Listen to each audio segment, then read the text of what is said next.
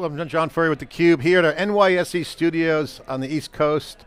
Of course, it's part of the NYSE Wired community. Of course, we've got our Palo Alto studio, connecting Wall Street and Silicon Valley. This is our Mixture of Experts series where we talk to the leaders shaping the industry, AI, infrastructure, applications. Here is the President and CEO of RingCentral, of their big investor meeting. And Zeus is here, he's guest and hybrid host. We're going to really discuss the earnings and the investor meetings and also what's happening with RingCentral, how that relates to what's happening in the big wave of AI and ultimately the transformation going on. Zeus, good to see you. Yeah. Kira, thanks for coming on. Thanks for having me. So you had a hell of a week. You had earnings and now the investor meeting. How'd that go? That was great. We just showcased our new product portfolio, emerging product portfolio, which is AI centric, and we call it agentic voice AI centric to a number of investors. We had our customers on panels, we had our partners on panels, and you know, they listened. They were there for a couple of hours, and a lot business is good. And business is great. We just announced our quarter numbers. Business is great. We beat our numbers for the quarter, both on top line and margin. And our new products are growing very rapidly, now approaching and on target to exceed 100 million in revenue for all the AI-based products. And you know, not that many companies in the world today, for all the AI hype, that can say, you know, it's a $100 million business. Yeah, that's not hype, that's reality. That's reality. Zeus, you're a CUBE Collective member, and I appreciate you putting this interview together because this is where you're starting to see the signal from the noise when you start to see the business performance. Mm-hmm. We go to a lot of investor meetings and analyst meetings together. So what's your take? What's your analysis? I think the segment that RingCentral plays in is still maybe the single most misunderstood aspect of AI. I think a lot of investors rode the cloud communications wave up during the pandemic and frankly got out of it, took the profits, and haven't really looked at it since. And I think when I talk to a lot of the investors, there's a lot of things they don't understand. The feeling is voice is in decline, that AI is going to take all the jobs, and every customer I talk to, it's the opposite, right? You think of contact centers, they can't hire enough people. So they're chomping at the bit to get AI agents to close that gap. Kira and I were talking about this, how AI is driving really a voice renaissance where everything we interact with now we do through voice, right? And so the big global network that RingCentral has for voice actually becomes a competitive advantage. And I just think that from an investor perspective, this whole sector is just it's still very misunderstood. You know, misunderstanding is when there's transitions and well, yeah, that's and transitions. You win in transitions. Here, as a leader, this is an opportunity, and I want to. The voice has been called the killer app because we all know the voice prompts, but voice, as in general, is never going to go away. But at the same time, you look at all the wireless growth and all the internet traffic, the data set growth is massive too. So in the old days, optimize for voice, optimize for data. If there's a renaissance in voice and a massive tsunami of more data coming, how do you balance the data-centric architecture? I mean, a lot of people are trying to figure this out. Do I rotate to data-centric architecture or voice? Or is it all data to you? How do you guys look at that? Kira, we'll start with you, and then just love to get your thoughts. Well, voice is the richest, most ubiquitous form of data. It conveys emotions, it conveys content. It's our most natural form of expressing ourselves is voice. And voice as now actually is having that renaissance moment because now you can turn the dark matter behind voice into light matter. You can lit it up. And that's what we're doing. We're lighting it up with our technology that we're bringing to our customers, and we like to describe it in the following fashion. We like to describe that we take voice and throughout the conversation journey in pre-conversation, during the conversation, and post the conversation. For that, we have products, our AIR, AVA, and ACE products, the family of products that we announced. They address those stages of the conversation, so that it's a continuous loop of data that is lit up by us, by our technology. Now we put in the fingertips of our customers so they can drive business outcomes. Yeah, I think what Kira's talking about too is maybe one of the most exciting aspects of this market right now is a lot of contact center managers and even business just talked about voice being dark data.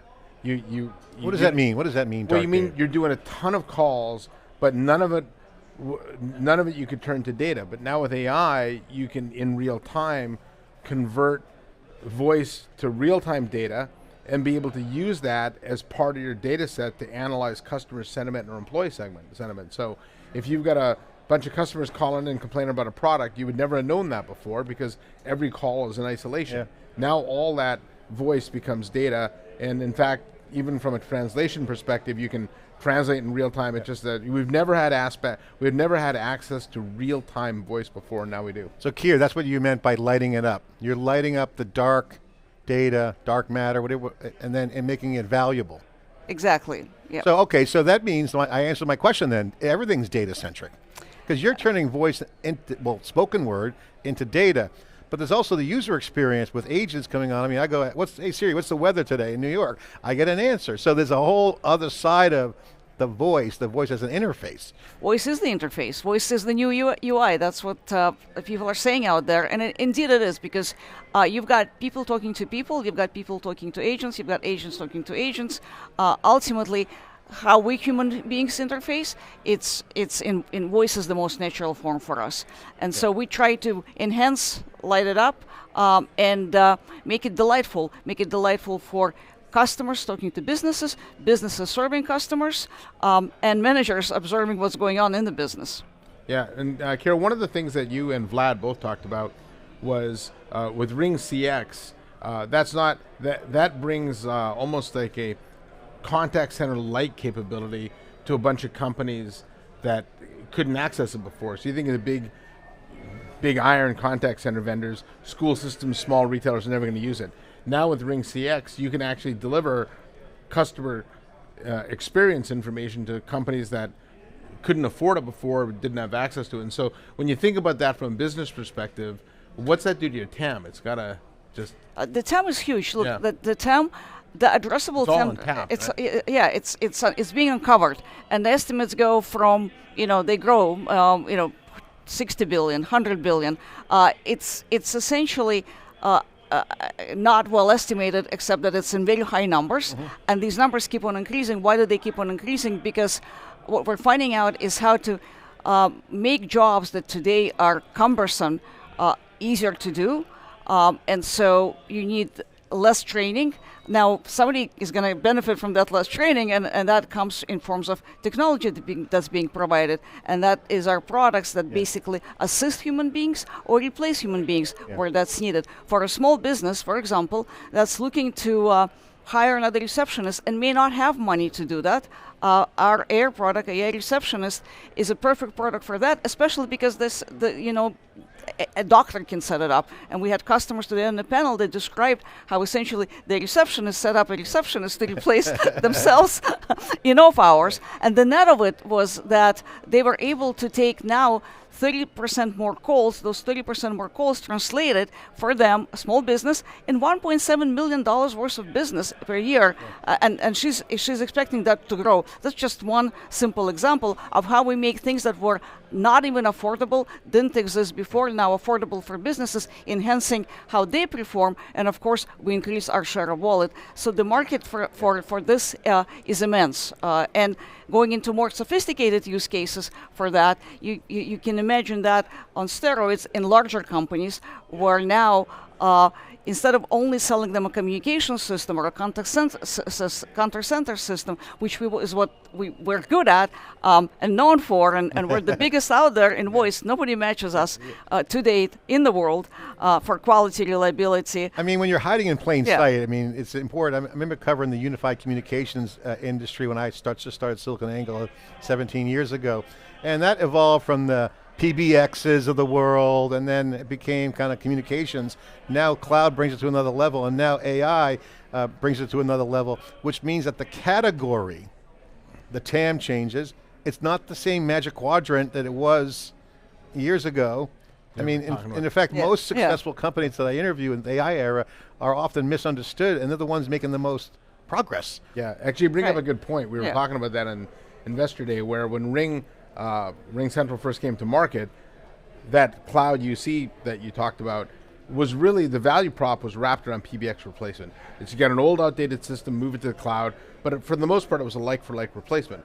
Now with a lot of the capabilities you're bringing in, the value proposition isn't like-for-like, it is business transformation. And you know, some of the customers that you had there talking about how just they're able to do things they could never do before.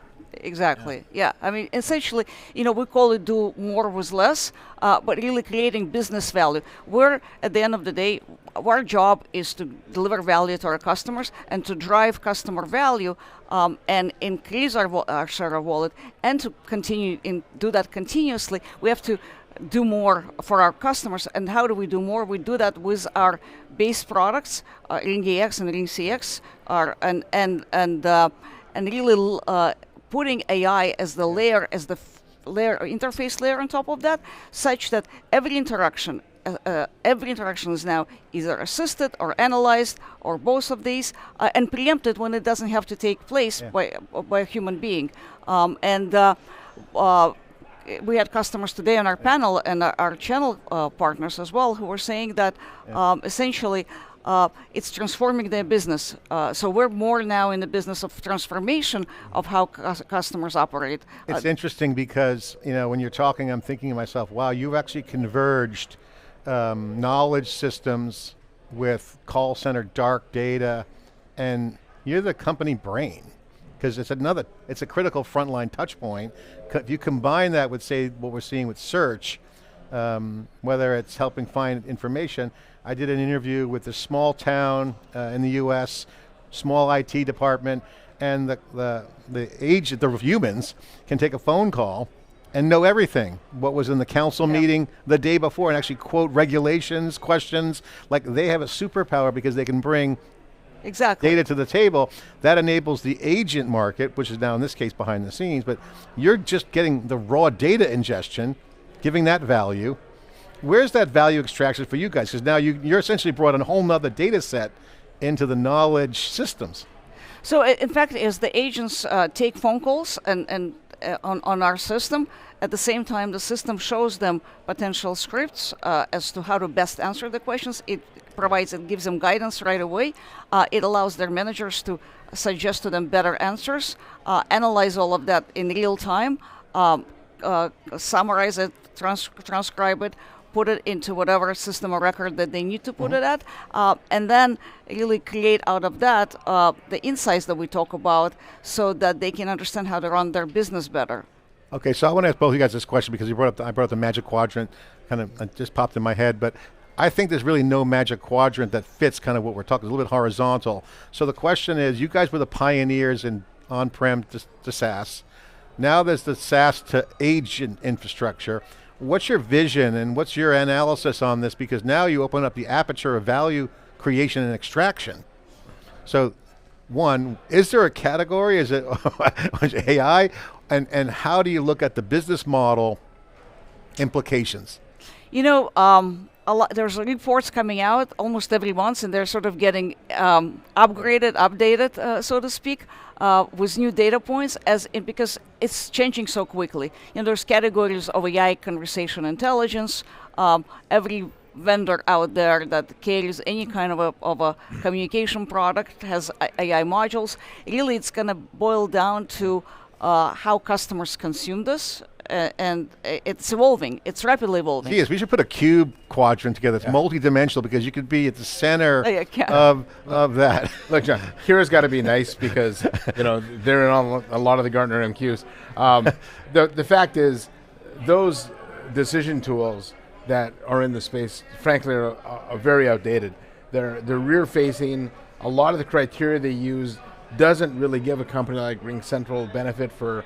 Because you said it best, right? It's the center of gravity for this stuff, which means you not have to provide the core communications capabilities, but there's a whole bunch of adjacencies around that, like how you manage the workforce, quality management, how you score CSAT.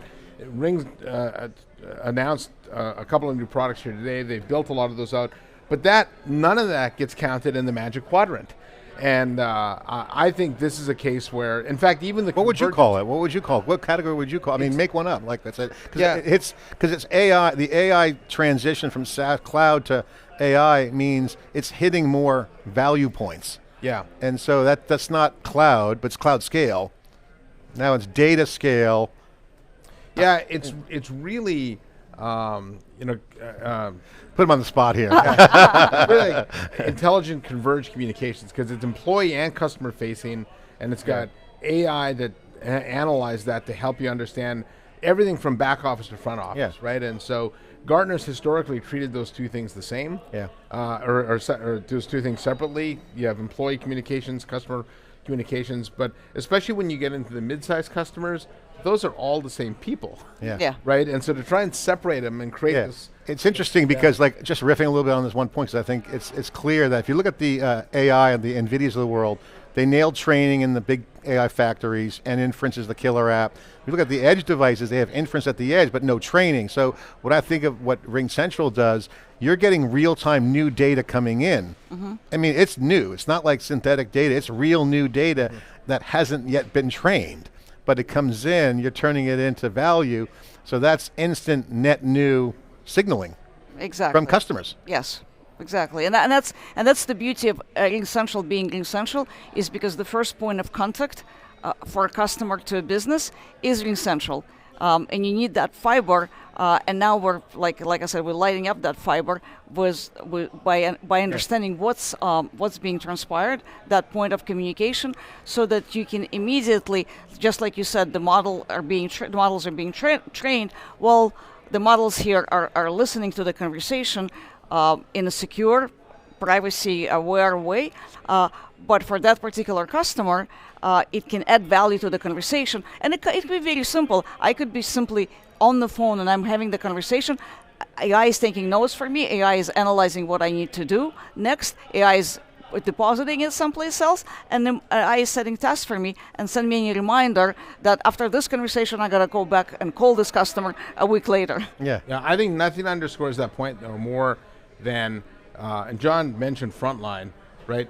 The category of tools you build historically has been targeted at knowledge workers. More and more, I'm seeing RingCentral and your peers go after the frontline worker who have never had access to tools before, and those are the employees that sit between back office and front office, right? And exactly. And again, when you talk about TAM expansion, I think I saw a data point, only 20% of the workers are knowledge workers. The rest of the 80%, we've not given any good tools. And it's an undertapped, underappreciated market. The tooling and platform conversation, I love that, because your platform with tools, agents are coming in. Kira, share the momentum. I know you had the earnings call, there's public stuff out there, but just generally for the folks understanding the value of RingCentral, I certainly now get it 100%.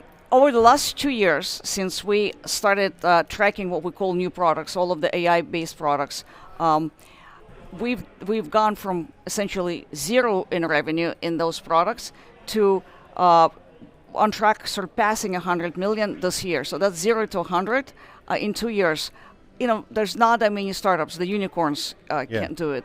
That's escape velocity trajectory. That's escape velocity. If you look at the adoption of curves from these different products that we have in the market today, if you look at the adoption curves by customers in terms of number of customers, they all look like this. They look exponential. And we're just starting. We really are just starting because customers are still learning. Customers are still asking questions like, what do I do? What exactly does this mean? We hear this AI thing, but like, what can it do for me? And how do you translate into priorities from your focus and you executing the growth plan? What's the focus? What's your optimization Excellent plan? question. We're a product company, right? So we're thinking, what are we spending and how are we allocating our capital? And our golden asset is our technology people, our product people. We spend about a quarter of $1 billion on our products and technology organization. More than half of those dollars are now going into these new products. Our agentic voice AI studio of products, portfolio of products, covering from our RingEX, RingCX portfolio of companies, all of our multi-product sort of platform. That's immense number of dollars, and that dollar amount is going to increase. Now, behind that, we have an army of salespeople, highly trained salespeople that are all being trained to sell these products. And so that army is now unleashed out there on our customers and future customers. That's dollars being spent by us, RingCentral, a $2.5 billion company, to grow our TAM with these new products. And you're enabling, you're accelerating and enabling a data mode for your customers to have a competitive advantage. New products are going to emerge for them.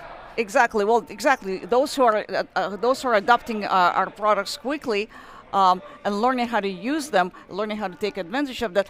I'm just giving you a stat for a small business, and I can give you a lot more stats. Businesses are reporting 30% increase, small business are improving 30% increase in their intake of opportunities, leads. More mature businesses are quoting efficiency in their customer support departments and having to do, again, more with less, not having to hire, not having to train, not having to deal with churn. That all translates to better customer experiences and more revenue for our customers. Zeus, hear the trays behind us. Yes, loud. RingCentral calls. July calls. You guys are a listed company at the NYSE. You rang the bell 3 times. Tonight will be your 4th. Excited. What's it like to be an NYSE listed company? It's been great, Lucas. It's been wonderful. It's been wonderful to be up there. It was absolutely exhilarating the first time, and I expect it will be just exhilarating today, the 4th time around. Zia, summarize RingCentral, folks evaluating it. It's obviously the numbers don't lie. They got financial success. Their product-led growth is kicking in. Just the beginning, she said. So, what's your take on all this? Yeah, to me, it's a company in transformation within an industry in transformation. I think the entire industry benefited from COVID, but in a lot of ways, I think it hurt you in the long run because it took priorities away from things you would have done differently had that bubble not come. And so we're just catching up now. But I think from an investor standpoint, I'll go back to what I said. I think the value that communications plays in digital transformation is largely misunderstood by the investor community. This is in fact, when you talk to anybody in AI, talk to NVIDIA, they'll say the low-hanging fruit is in customer service, right? And being able to transform that. And so, who does that better than RingCentral? And so I just think there's we haven't. If you were to ask me what inning we're in, John, for the transformation here, I think the pitchers are still warming up. Kira, I'll give you the last word here on theCUBE here as the trades are flying here on the option floor. That's Kira's account. As someone who's taken the company public, you now, again, you had your anniversary here, now you're celebrating your 4th ringing here. You're in the AI wave. You guys have made successful transitions. What's your advice to other leaders who want to harvest the AI wave, harvest the value that's created? How do they think? Is there a mindset? Can you share your thoughts on how other leaders should think about their business? Yeah. Also, this is it's the megatrends of all megatrends. It's moving faster than the internet, and it's real. It's actually creating real value. This is not something hypothetical. So you have to embrace it. You have to take it a step at a time, but you got to move. This is moving fast, and if not moving, you're going to be left behind. So you got to think differently and learn fast and adapt, and not be afraid that this thing is going to change your job or take your job away. It will change your job, but if you don't take it, it will take your job away. I love this market. It's fast. It's value creation, value extraction. I think there are no fast followers in AI. You lead or you fall way behind. That's a great one. We're doing our best to go as fast as we can here on theCUBE. A mixture of experts here. I want to thank Kira and Zeus for coming on theCUBE. And of course, the AI wave is here. And of course, the disruption and the enablement. New brands will emerge. Existing brands will transform. Of course, we're doing our best to bring that to you. I'm John Furrier, your host of theCUBE. Thanks for watching.